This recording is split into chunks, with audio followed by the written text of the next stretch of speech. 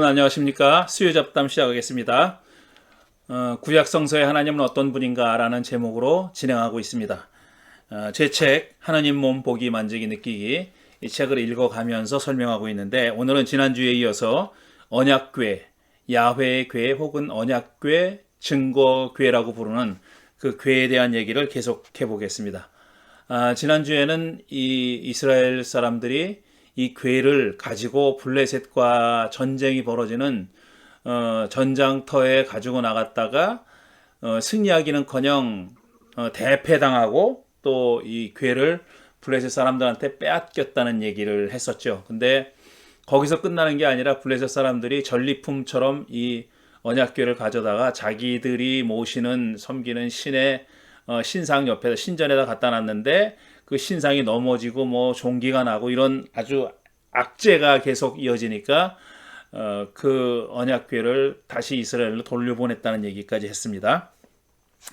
자, 오늘은 야훼와 아브라함의 언약이라는 소제목이 붙어있는 그 대목부터 시작하겠습니다. 궤와 직접적인 관련은 없지만 언약이라는 말이 나왔으니 야훼와 아브라함이 맺는 언약에 대해서 살펴보자.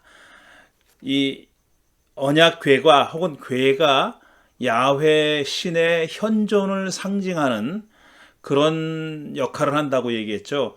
그 궤 자체가 야훼 신이 아니라 야훼 신을 상징하는 어떤 형상이 아니라, 그러니까 신상에 해당되는 그런 물건이 아니라 그 위에 야훼가 있는 걸로, 그 언약궤 위에 야훼가 있는 걸로 그렇게 생각했다는 말씀을 했고, 그 다음에 거기서 바로 야훼 신이 모세와 더불어 커뮤니케이션, 소통할 것이다 라는 말을 했잖아요. 그러니까 언약궤의 역할이 뭐냐 하면은 야훼의 현존을 상징하는 물건이자, 한 걸음 더 나아가면은 바로 거기서 야훼가 이스라엘 백성들과 당신의 백성들과 소통하는 것을 상징하는 그런 그 물건이다, 그런 역할을 한다는 말씀을 했는데, 그게 바로 이스라엘과 야훼 신 사이에 맺어진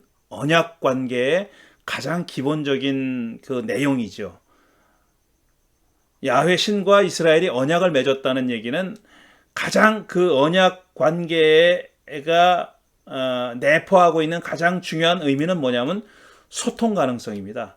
소통한다는 얘기예요. 야훼 신과 이스라엘이 서로 별개의 동떨어져 있는, 그러니까 야훼 신은 저 초월해 있는 어떤 딴 세상에 있는 신이 아니라 늘 당신의 백성과 소통하는 것을 상징하는 그런 거, 그게 바로 언약 관계라고 말씀했잖아요. 근데 그 언약이 이제 이스라엘 백성들과 관련해서, 그렇게 온 인류와 맺은 언약 말고 이스라엘이라고 하는 한 종족과 맺은 언약 관계를, 최초의 언약을 맺은 상대방이 누구냐? 아브라함이죠. 그 아브라함과 야훼 신 사이에 맺어진 언약에 대한 얘기를 지금 하려고 하는 겁니다. 구약 성서에서 야훼와 개인 또는 이스라엘 백성이 맺은 언약 얘기는 여럿 있지만, 그중 창세기 15장이 언약의 성격을 가장 잘 보여줍니다. 그 15장을 읽어보면서 언약이 대체 어떤 건지, 야훼 신과 이스라엘 백성들 사이에 혹은 이스라엘 종족을 대표하는 아브라함과 사이에 맺어진 언약이 어떤 내용인지 하는 것을 창세기 15장을 읽어보면서 살펴보려고 하는 겁니다. 야훼는 아브라함에게 땅과 자손을 약속했다. 하지만 아브라함과 사라는 이미 아기를 가질 수 있는 나이를 훨씬 넘긴 상태였다. 땅과 자손을 약속했는데 아무도 이루어진 게 없습니다. 아무것도. 땅도 여전히 아브라함의 소유가 아니고 자식은 없습니다. 게다가 또 나이가 많아졌다는 거죠. 아무리 야훼의 약속이라 해도 그것이 성취되리라고 믿기는 어려운 상황이었다. 이에 야훼는 그에게 하늘을 바라보라며 그의 후손이 저 하늘의 별처럼 많아질 거라고 예언했다. 창세기 15장 5절의 얘기입니다. 자, 하늘의 별을 바라보고 하늘의 별처럼 많아질 것이다. 하늘을 바라보라고 해놓고 그 별처럼 많아질 것이다 라고 예언했다는 겁니다. 그 다음에 야훼는 아브라함에게 이렇게 말합니다. 나는 야훼다. 너에게 이 땅을 주어서 너의 소유가 되게 하려고 너를 갈대아 우르에서 이끌어내었다라고 말했다. 그러니까 땅에 대한 약속을 다시 한번 상기시켜 주는 겁니다. 아브라함에게 가나안 땅을 주겠다는 약속 역시 성취되기 어렵기는 마찬가지였다.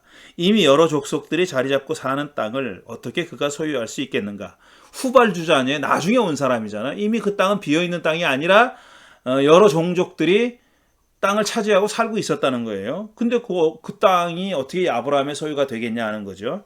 그래서 아브라함은 야훼에게 물었다. 야훼 나의 하나님, 우리가 그 땅을 차지하게 될 것을 제가 어떻게 알 수 있겠습니까? 이렇게 물었어요. 그러니까 뭔가 보증을 보여달라는 요구였죠. 이 땅을 차지하게 될 거라는 약속이 그냥 공허한 약속이 아니라 그게 반드시 이루어질 거라는 어떤 징표, 보증을 보여달라고 약속한 겁니다. 이에 야훼는 제물로 바칠 짐승들을 가져오라고 말했다. 자, 보증을 보여주겠다는 겁니다. 야훼가. 근데 보여주겠다 하는 그게 뭐냐 하는 걸 얘기하는 거예요. 이에 야훼는 제물로 바칠 짐승들을 가져오라고 말했다. 아브라함은 3년 된 암송아지 한 마리와 3년 된 암염소 한 마리, 3년 된 숫양 한 마리와 산비둘기 한 마리와 집비둘기 한 마리씩을 가져와서 몸통 가운데를 쪼개어 서로 마주보게 차려놓았단다. 그러니까 왜 3년인지 모르겠어요. 3이라는 숫자가 좋은 숫자긴 하죠. 이스라엘 사람들에게 좋은 숫자긴 한데 왜 3년 된, 3년 된, 3년 된, 3년 된 이렇게 얘기하는지 모르겠는데 어쨌든 3년 된 몇 가지 짐승들, 암송아지, 암염소, 숫양, 산비둘기, 집비둘기 한 마리씩 가져와서 몸통 가운데로 쪼개서 그러니까 반으로 절단하라는 겁니다. 서로 마주보게 차려놓았다. 도라고 한 겁니다. 학자들은 이 부분이 창세기 더 나아가서 모세오경 가운데 가장 오래된 본문이라고 추측한다. 제가 지난주에도 말씀드렸듯이 이렇게 좀 원시적이고 엽기적이고 미개해 보이는 것은 다 제일 오래된 본문이라고 그렇게 추측합니다. 뭐 특별히 근거가 있어서 그렇게 하는 건 아니에요. 사실 이런 얘기는 별로 내용이 있는 얘기는 아니죠. 뭐 그게 제일 오래된 본문이라는 것도 확실한 무슨 증거가 있는 것도 아니고 내용을 보니까 이게 뭐 짐승 둘을 쪼개가지고 이렇게 마주보게 놓고 이게 좀 보기가 좀 그렇잖아요. 그러니까 오래됐다고 추측하는 겁니다. 제물 바치는 방법이 상당히 원시적이고 엽기적이기 때문이다. 짐승들을 둘로 쪼개서 그 가운데로 사람 지나갈 정도의 거리를 두고 서로 마주보게 놓아두었다니 얼마나 징그럽고 엽기적인가 말이다. 한번 상상해 보세요. 피가 뚝뚝 떨어지는 짐승들을 반으로 잘라서 그럼 비둘기 같은 거야 자르기가 어렵지 않았겠지만 뭐 송아지 이런 거는 쉽지 않았을 거 아닙니까? 그렇게 하라는 겁니다. 어쨌든 주변은 짐승의 피로 흥건했겠죠. 그러니까 그 성전에서 제사 드리는 장면도 이게 좀 보기가 그렇게 편안하지 않은 장면입니다. 그러니까 제사장이 굉장히 힘든 일을 했죠. 그러니까 요즘 같으면 아마 3D 업종이라고 얘기했을 겁니다. 해가 질 무렵이 되어 아브라함이 잠들었을 때 깊은 어둠과 공포가 그를 짓눌렀다고 했습니다. 자, 그렇게 해놓고 거기서 잠이 드니 뭐 꿈자리가 사납지 않았겠습니까? 그 짐승을 둘로 쪼개서 사람이 지나갈 만큼 그 사이를 벌려놓고 그 장소에서 잠을 잔다는 게 이게 말이 됩니까? 그리고 해가 지고 어둠이 짙게 깔리니 연기나는 화덕과 타오르는 횃불이 갑자기 나타나서 쪼개놓은 희생제물 사이로 지나갔다고 합니다. 이런 일이 벌어졌다는 거예요. 어둠은 현현한 야훼를 보지 못하게 하려는 것이고 그렇게 야훼가 나타나신 겁니다. 그런데 지금 보지 못하게 하려고 어둠 혹은 구름 같은 것이 가리고 있죠. 야훼가 거기 현존한다는 것은 알 수 있지만 모습을 못 보게 하는 겁니다. 어둠은 현현한 야훼를 보지 못하게 하려는 것이고 연기나는 화덕과 타오르는 횃불은 야훼가 친히 나타났음을 상징하는 물건들이다. 그러니까 야훼가 친히 아브라함이 놓아둔 짐승 사이를 지나갔다는 것이다. 그러니까 화덕, 연기, 타오르는 횃불 이런 것들이 야훼의 현존을 상징하는 거죠. 야훼가 거기 있다는 것을 눈으로 볼 수 있게 만들어주는 그런 물건들이죠. 장치들이죠. 하지만 실제로 야훼는 보지 못하는 겁니다. 근데 아브라함은 그런 것이 쪼개진 짐승 사이로 지나가는 것을 봤다는 겁니다. 이 장면은 무엇을 말하는가? 야훼는 이 엽기적인 예식을 통해서 무엇을 보여주려 했을까?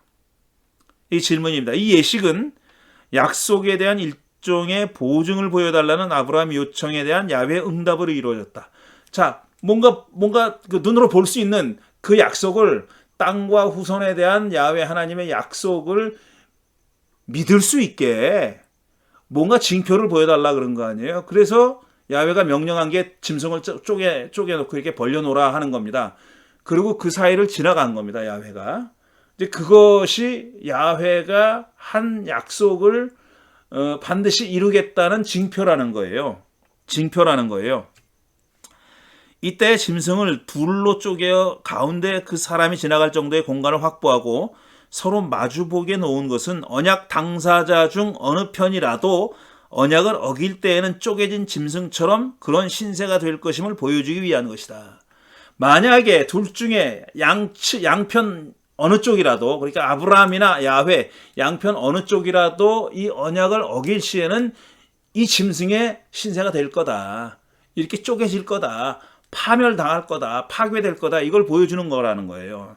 그러니까 야훼 하나님이 보여준 징표는 약속을 이룰 것이라는 것을 확증하는 징표는 뭐냐면, 만약에 그 약속을 내가 깬다면은 나는 이런 신세가 될 것이다 라고 보여줬다는 겁니다. 약속을 그냥 말로만 한 게 아니라 눈앞에서 짐승을 죽여서 반을 갈라놓고 했다는 얘기입니다. 사람들은 그동안 이 얘기를 잘못 이해해 왔습니다. 언약의 하위 당사자인 아브라함이, 야훼 신과 언약을 맺은 거니까 야훼 신이 위에 있고 아브라함이 하위에 있는 건 맞죠. 동등하다고는 볼 수 없는 거예요. 하위 당사자죠. 하위 당사자인 아브라함이 상위 당사자인 야훼의 계명대로 살겠다는 약속을 지키지 않으면 쪼개진 짐승 신세처럼 될 것이라고 그렇게 오해했다는 겁니다. 만약 아브라함 너 약속을 안 지켰다면 너 이런 신세가 될 거다, 이런 식으로 이해했다는 거예요. 창세기 15장에 지금 이 퍼포먼스를, 이 행위를 그렇게 이해했다는 거예요. 그런데 그게 아니에요. 거꾸로예요. 반대예요. 징표를 보여달라는 건 아브라함이었습니다.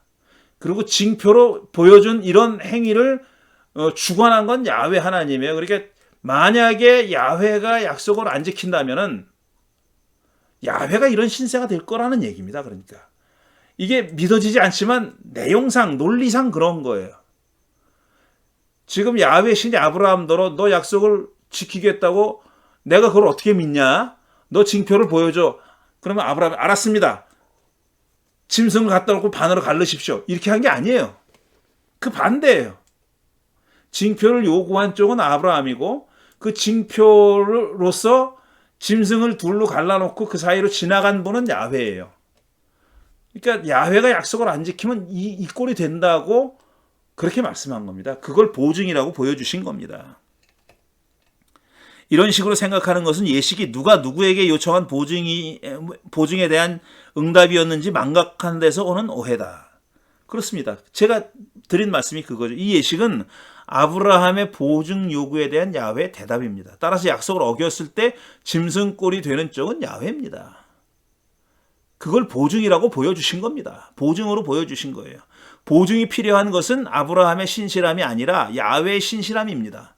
야훼가 그 약속을 지키겠다는 그 믿음직함, 신실함, 이게 지금 확인돼야 되는 그런 겁니다. 땅에 대한 약속에는 아브라함이 지켜야 할 의무사항이 없습니다. 그러니까 적어도 이 언약에서는 없어요. 나중에 나옵니다. 여호수아 가면 그런 얘기가 나와요. 젖과 꿀이 흐르는 땅을 이스라엘 사람들에게 주면서, 그것도 7 족속이 이미 살고 있는 가나안 땅을 이스라엘에게 주면서 너희들이 이방신을 섬기고 우상을 섬기면은 여기 쫓겨나가는 저 종족들처럼 너희들도 그렇게 될 거다라고 야훼 하나님이 말씀했어요. 그건 그때 얘기입니다. 지금 아브라함과 언약을 맺었을 때는 그런 의무 조항이 없어요. 땅을 줄 테니까 이렇게 해라, 아니면 이렇게 하지 않으면 땅을 안 줘, 이런 내용이 없어요. 땅을 주겠다는 약속은 무조건적인 약속입니다. 이건 그냥 야훼가 아브라함에게 조건 없이 준 약속이에요. 땅에 대한 약속에는 아브라함이 지켜야 할 의무사항이 없다. 아브라함은 땅을 달라고 하지도 않았습니다. 약속을 지켜야 할 쪽은 야훼이고 보증받아야 할 것은 야훼의 신실함입니다. 만일 야훼가 신실하게 약속을 지키지 않을 경우 그는 쪼개진 짐승 신세가 될 거란 뜻입니다. 사람과 사람 사이에도 뭔가를 약속하고 맹세하는 것은 스스로를 구속하는 일입니다. 내가 이거 해줄게 라고 하는 거는 내가 나 자신에게 의무를 부과하는 거예요. 만약 그렇게 약속 혹은 맹세하지 않으면 그 의무가 없어요. 그런데 약속을 했다거나 아니면 맹세를 했다는 얘기는 스스로에게 의무를 부과하는 겁니다. 그 약속을 하지 않았으면 그 의무를 지키지 않아도 되는 거죠. 근데 약속을 했기 때문에, 맹세했기 때문에 의무가 생긴 겁니다.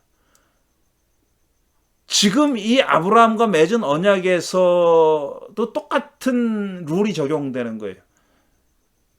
아브라함이 땅을 달래지도 않았는데 야훼 신이 아브라함에게 땅을 주겠다고 약속했습니다. 야훼 신이 스스로에게 의무를 부과한 거예요. 스스로를 구속시킨 겁니다. 스스로에게 족쇄를 채운 거예요. 내가 꼭 그 약속을 지켜야 되겠다. 그리고 보증해 달라는 거에서 이런 식의 엽기적인 행위로서 보증을 해줬잖아요. 그만큼 약속을 지키겠다는 것을 아주 강하게 주장한 거죠. 그러니까 믿어라 이겁니다. 의심하지 말고 믿어라라고 얘기한 거죠. 사람과 사람 사이에도 뭔가를 약속하고 맹세하는 것은 스스로를 구속하는 일이다. 스스로를 묶는 일인 것이다. 약속하지 않았더라면 굳이 하지 않아도 될 일을 약속했기 때문에 하는 것이니 혹은 맹세했기 때문에 하는 것이니 뭔가를 약속하거나 언약을 맺는 일은 스스로를 구속하는 일입니다. 구약 성서에서 언약은 맹세를 동반한 관계 맺기라고 한마디로 정의할 수 있습니다. 관계를 맺는데 약속 혹은 맹세를 하는 거예요. 그게 언약 관계입니다. 이렇게 하겠다라는 겁니다. 가장 단순한 그 명제는 이겁니다. 야훼는 이스라엘의 하나님이 되고 이스라엘은 야훼의 백성이 되는 게 이게 언약 관계예요. 이게 언약 관계입니다. 그러니까 스스로를 구속하는 일이에요. 맹세를 동반한 관계 맺기다. 이 언약을 통해서 야훼 신은 이스라엘의 신이 하나님이 되기로 약속한 겁니다.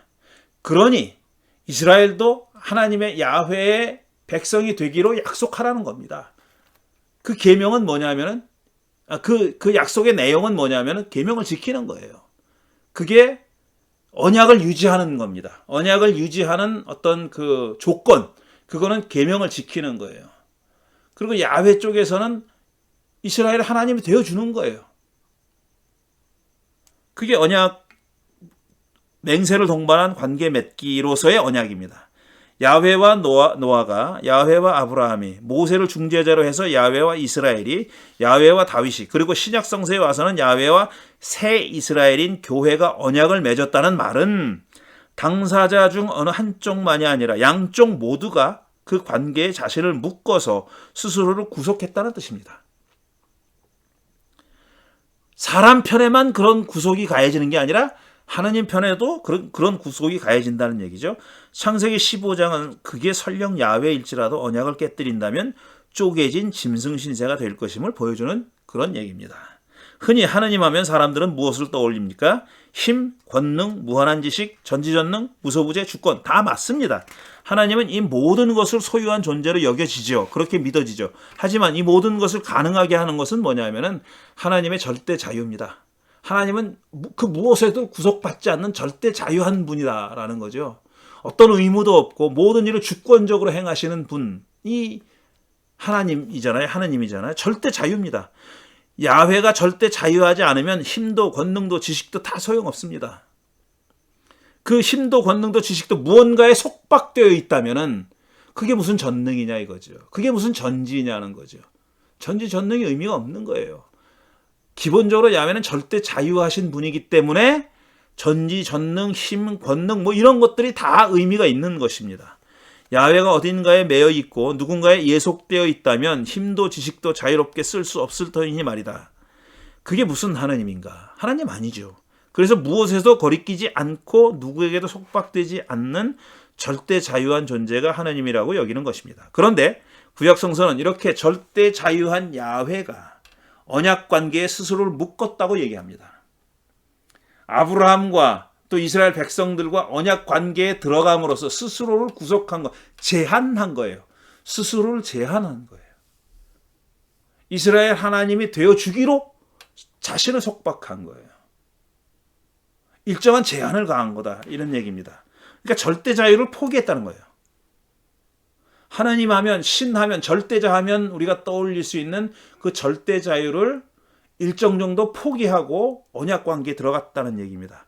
굳이 하지 않아도 될 맹세를 아브라함에게 함으로써 자신을 부자유한 상태에 몰아넣었다는 얘기입니다. 그러니 이제 야훼는 모든 걸 자기 마음대로 할 수 없습니다. 스스로 맹세한 게 있으니 그것을 어기지 못하고, 그러니 그런 절대 자유가 아니란 얘기입니다. 아브라함이 맺어달라고 애걸한 것도 아니죠. 야훼 자신이 주도적으로 맺은 언약이니 그걸 먼저 깨뜨릴 수가 있겠냐 이겁니다. 그런 말이 안 되는 거죠. 그렇다면 쪼개진 짐승꼴이 되는 거 아닙니까? 야훼가 누군가와 언약 관계에 들어갔다는 얘기는 바로 이런 뜻입니다. 이렇게 절대 자유를 스스로 구속하고 맹세한 대로 행하는 거예요. 약속한 대로 행하는 그런 관계에 들어간 거죠. 오래전에 본 닉 놀티와 에디 머피가 나오는 48시간이라는 영화가 있습니다. 에디 머피는 죄인이에요. 범죄자고, 닉 놀티는 경관인데 둘이 힘을 합쳐서 이게 하나의 수갑에 이렇게 묶어 다닙니다. 도망갈까 봐.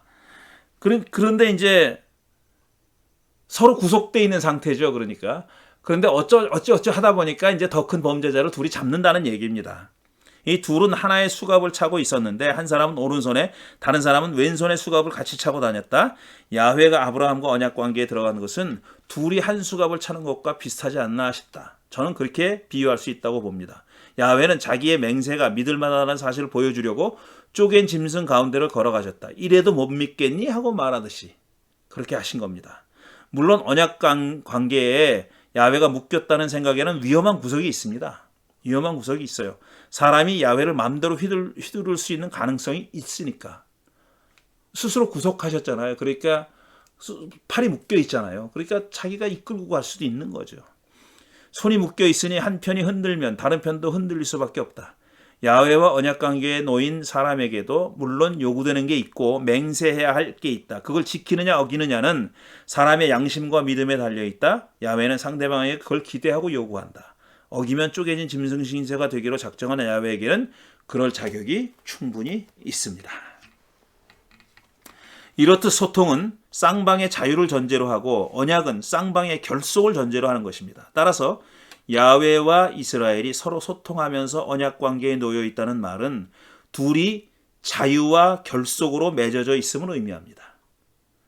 스스로 자유롭지만 일정한 제약이 있는 겁니다. 결속되어 있지만 또 완전히 구속되어 있는 상태는 아닌 그런 관계에 놓여 있다는 겁니다. 야훼와 이스라엘이 그런 관계에 놓여 있다는 겁니다. 자유와 결속은 저울의 양편에 놓여 있다. 그래서 중요한 것은 균형입니다. 자유와 결속, 이 둘의 균형을 유지하는 일이 필요한 겁니다. 어느 한편이 무거워지면 기울기 때문에 양장 안의 균형이 중요하다는 말씀입니다. 궤와 장막이 광야에서 만들어졌고 그것들의 이동성이 강조된 사실은 야훼 현존에 있어서 자유의 측면을 대변합니다. 어디 한 곳에 붙박이로 있는 게 아니에요. 돌아다니는 겁니다. 그게 자유죠. 자유를 상징하는 것이죠. 이스라엘과 언약을 맺었다 해도 야훼의 근본 속성이 자유임은 달라지지 않는다는 얘기입니다. 야훼는 절대 자유한 존재입니다. 야훼는 은혜를 베풀고 싶을 때 은혜를 베풀고 자비를 행하고 싶을 때 자비를 행하는 그런 분입니다. 이런 야훼가 아브라함과 언약 관계를 맺었습니다. 곧 이스라엘과 결속 관계에 들어간 겁니다. 이로써 야훼는 이스라엘의 하나님이 됐고 이스라엘은 야훼의 백성이 됐습니다. 야훼의 자유가 제약을 안게 된 것입니다. 스스로로 제한했다고 제가 표현하는 겁니다. 언약을 맺게 되면 언약의 파트너가 생기고 그에 대한 약속이나 의무가 생겨나기 때문에 언약 맺기 전에 누렸던 자유는 일정 정도 제한받을 수밖에 없습니다. 이건 인간 관계에서도 마찬가지죠. 부부 관계를 예로 들 수 있는 겁니다. 부부 관계에서는 절대적 자유, 절대적 결속 이 둘 다 나쁜 겁니다. 야훼와 이스라엘의 언약 관계처럼 자유와 결속이 균형을 가져야 된다. 이런 얘기입니다. 야훼가 이스라엘과 언약을 맺었다는 얘기는 야훼가 스스로의 자유에 대해 제약을 감수하겠다는 뜻이다. 그런데 언약의 파트너인 이스라엘은 야훼의 자유보다는 결속을 원한다. 그렇죠. 결속되기를 원하는 거죠. 언약 관계를 맺었는데 야훼가 당신의 마음대로 행하기를 원치 않잖아요. 자기를 돌봐주고 자기를 이끌어주고 이걸 원하잖아요. 결속 쪽을 더 원하죠. 물론 야훼의 자유를 인정하지만 그보다는 언약의 상위 파트너인 야훼가 자비와 은총으로 스스로를 자신에게 결속시켜주기를 기대한다는 얘기입니다. 스스로를 이스라엘에게 결속시켜주기를 더 끈끈한 관계를 맺어주기를 원한다 이런 얘기죠. 더 큰 은총과 더 많은 은총과 혜택을 누리기 위해서 가급적 야훼를 더 가까이 붙잡아 두고 싶어하게 마련입니다. 인간이면 누구나 다 그렇습니다. 사실은 이스라엘뿐 아니라 언약 관계에 들어가 있으면은 더 자신에게 가까이 다가와 주기를 원하게 돼 있고 자신을 더 위해 주기를 바라고 자신이 행할 어떤 의무보다는 상대방이 그러니까 야훼 하나님이 자신의 자유를 제약하면서 나를 위해 주기를 바라게 마련이라는 겁니다. 사무엘상 4장 6장 4장과 4, 5, 6장의 궤에 대한 얘기는 표면적으로는 야훼 현존의 자유를 보여주는 것처럼 보입니다. 궤는 어디로든 갈 수 있고 옮길 수 있으며 어디서든 위력을 갖고 있다는 것입니다. 하지만 이처럼 자유로운 이동성은 광야에서 야훼의 자유를 부각시켰다. 거기서 이스라엘은 야훼가 가자는 데로 갔다. 그렇죠. 구름 기둥과 불 기둥으로 인도하는 데로 갔잖아요. 궤는 그렇게 이동하는 이스라엘 가운데 야훼가 현존함을 보여주었다. 그런데 이스라엘은 블레셋과의 전투에 자기들이 내린 결정에 따라 궤를 전쟁터에 들고 나갑니다. 이건 야훼가 궤를 들고 나가라 명령한 게 아니에요. 자기들이 그걸 들고 나가면 이길 것 같으니까 들고 나간 겁니다. 궤가 자기들과 함께 있으면 전투에서 승리할 거라고 믿었기 때문이다. 궤가 승리를 보장한다고? 야훼의 현존이 이스라엘에게 승리를 가져다 준다고? 야훼의 의지와 무관하게 그렇게 했는데도 그런 일이 일어난다고? 그건 아니다. 그건 아니라는 얘기입니다. 결속을 더 강조하는 거예요. 우리가 당신 궤를 들고 나갔으니 우리에게 승리를 주십시오. 이거 아니에요. 그런 믿음이잖아요. 그런 믿음과 그런 소원을 표현한 거잖아요. 야훼의 의지와는 상관이 없는 겁니다. 그거는 자기의 의지대로 한 거죠. 그래서 야훼의 자유를 무시하고 결속의 측면을 더 부각시키고 강조한 그런 행위죠. 그건 아니라는 겁니다. 그래서는 안 된다는 거예요. 그런 식으로 야훼의 현존을 사람들 맘대로 옮기는 건 허용되지 않습니다. 궤가 움직일 수 있다는 것은 궤를 옮길 수 있다는 것은 야훼의 자유를 보여주는 것이지 그것을 들고 다니는 사람의 자유를 보여주는 게 아니란 얘기입니다. 이게 옮길 수 있다고 해서 그 막대기를 들고 옮겨 다니는 사람의 의지대로 궤가 움직이는 건 아니다. 야훼의 현존이 거기에 따라가는 건 아니다. 라는 것을 상징적으로 보여주는 사건이라는 겁니다. 야훼의 의지에 따라서 야훼가 주도하는 이동과 이스라엘의 필요에 따른 이동은 전혀 다른 얘기입니다. 야훼를 갖다 쓰는 방식으로 그렇게 궤를 사용하는 것은 인정하지 않는다는 겁니다. 받아들이지 않는다는 얘기예요. 그래서 이스라엘이 전투에서 패한 사건은 단순한 패배 이상을 보여준다. 이건 제 생각입니다. 그것은 때론 이기고 때론 지기도 한다는 의미에서 병가지 상사가 아닙니다. 그러니까 궤를 들고 나가도 질 수 있다. 뭐 이걸 보여주는 얘기다. 이런 궤가 마술적인 힘을 가지고 있으나 때로는 그 마술적인 힘을 발휘하지 않는 경우도 있다. 이런 얘기가 아닙니다. 그런 따위의 얘기가 아니라는 거예요. 그것은 야훼의 현존을 좌지우지함으로써 자기 의지를 관철하려는 사람들의 의도에 대해 내린 야훼의 준엄한 철퇴였다. 이게 제 해석입니다. 이스라엘이 야훼의 궤를 들고 블레셋과의 전쟁터에 나갔지만 대패했던 이유는 바로 이런 착각 때문이라는 겁니다. 야훼의 현존을 사람의 의지대로 좌지우지함으로써 자기 의지를 관철하려고 했던 사람들의 의도에 대해 야훼가 준엄하게 내린 심판이었다라는 얘기입니다. 궤는 둘째 계명이 금지한 야훼의 형상에 속하지 않습니다. 이건 만들어도 되는 거예요. 야훼 형상이 아닙니다. 구약 성서는 궤의 제작을 금하지 않았다. 금하긴커녕 궤는 야훼의 구체적인 명령에 따라 제작된 것이다. 두 군데 제작 방법에 대해서 서술하고 있다고 말씀드렸습니다. 따라서 괴는 우상일 수 없다. 만일 괴가 우상이라면 야훼는 우상을 만들라고 명령할 셈인데 이게 말이 안 되죠. 그런 건 아닙니다. 하지만 사무엘상 4, 5, 6장이 전하는 괴에 대한 얘기는 본래 우상이 아니었던 것도 우상이 될 수 있다는, 얼마든지 우상이 될 수 있다는 것을 잘 보여주는 교훈적인 얘기입니다. 우상이 우상인 까닭은 사람이 그것을 통제할 수 있기 때문입니다. 우상 앞에서 절하고 찬양하고 경배하며 제물을 바치면서 그것을 어르고 달래고 그것이 갖고 있다고 믿는 초자연적인 힘을 사람들 마음대로 사용하려는 것, 그것이 바로 우상 숭배의 목적이 아닙니까?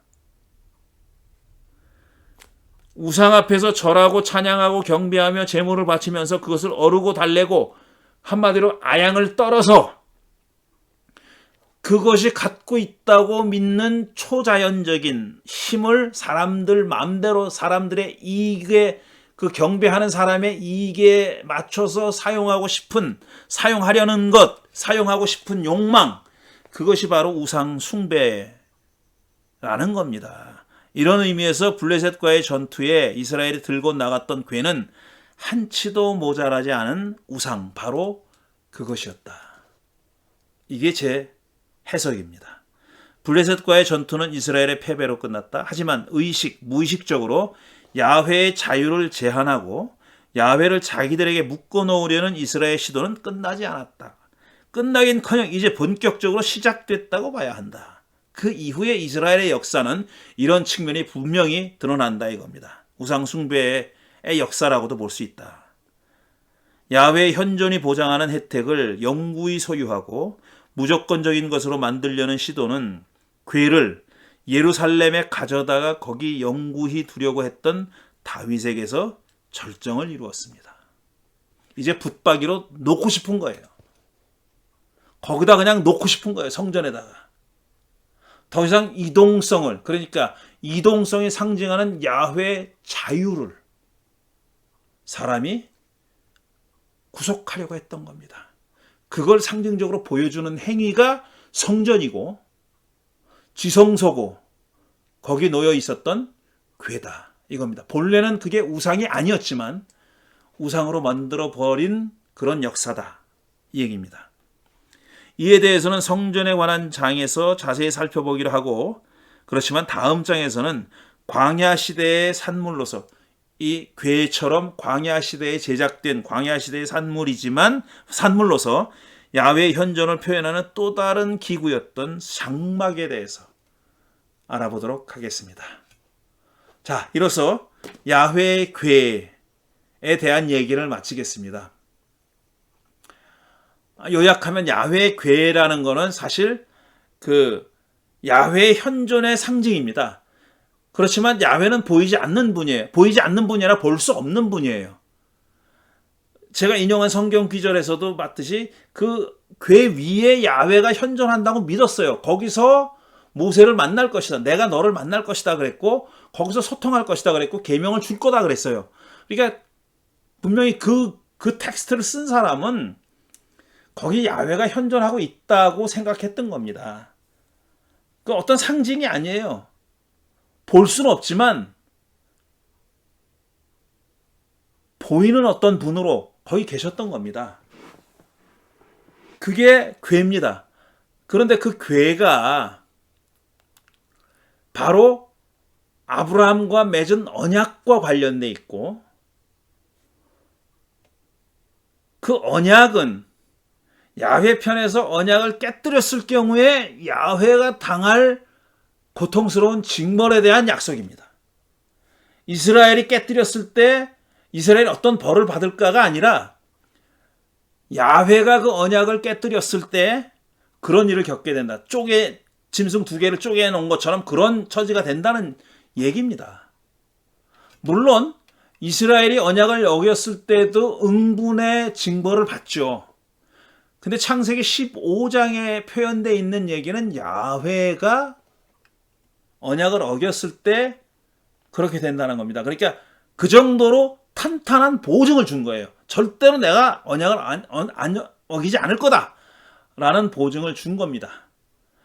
그리고 사무엘상 4장 5장 6장에 이스라엘이 블레셋과의 전투에서 궤를 가지고 나갔다가 철저하게 패배당하고 궤를 빼앗기고 했던 그 이야기가 말하고자 하는 내용은 뭐냐 하면은 본래 우상이 아니었던 그 궤도 우상의 역할을 충분히 한다라는 겁니다.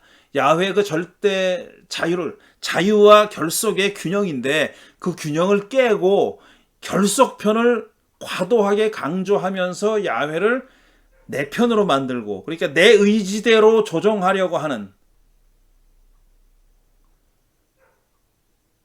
그게 바로 우상숭배인데 거기에 가한 준엄한 철퇴였다. 이스라엘이 패배한 건 그런 얘기입니다.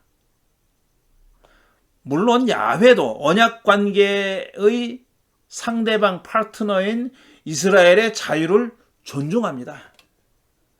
그 이스라엘을 마치 로봇이나 뭐 종처럼 인형처럼 그렇게 좌지우지하는 분이 아니에요. 그게 언약관계가 아니에요.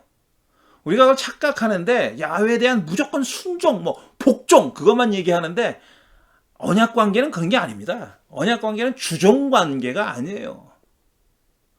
물론 상위 파트너, 하위 파트너가 있지만 상당히 동등한 상위 파트너가 하위 파트너의 자유를 수긍하는, 인정하는, 긍정하는, 그리고 자신의 자유를, 절대 자유를 일정 정도 제약하면서까지 언약 파트너의 자유를 인정하는 그런 관계입니다.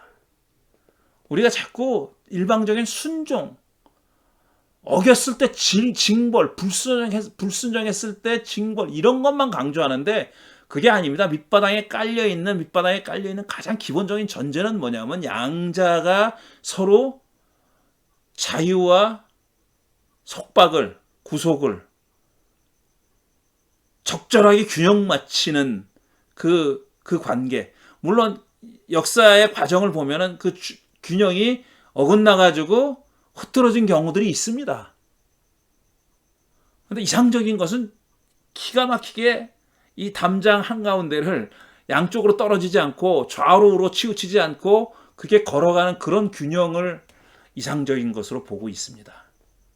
그래서 절대로 언약의 하위 파트너인 이스라엘이, 그리고 더 나아가서 우리 신자들이 그런 종이나 로봇이나 인형이 아니다라는 겁니다. 그게 언약관계의 가장 중요한 내용이다. 자, 오늘 그럼 여기까지 궤에 대한 얘기를 마치고 방금 말씀드린 대로 다음 주에는 장막에 대해서, 회막 혹은 장막이라고 부르는 텐트, 타버나클에 대해서 말씀드리겠습니다. 이게 이 성막이라고 해가지고 뭐 아주 이 물건이 가진 것보다 훨씬 더 과도한 의미를 부여하는 사람들이 많아요. 뭐 성막 신학 뭐 그래가지고, 근데 그것도 과도한 해석으로 보입니다. 성막이 어떤 내용을 가지고 있는 건지, 어떤 기능을 한 것인지에 대해서 다음 주에 계속 이야기를 이어가겠습니다. 오늘은 여기서 마치겠습니다. 감사합니다.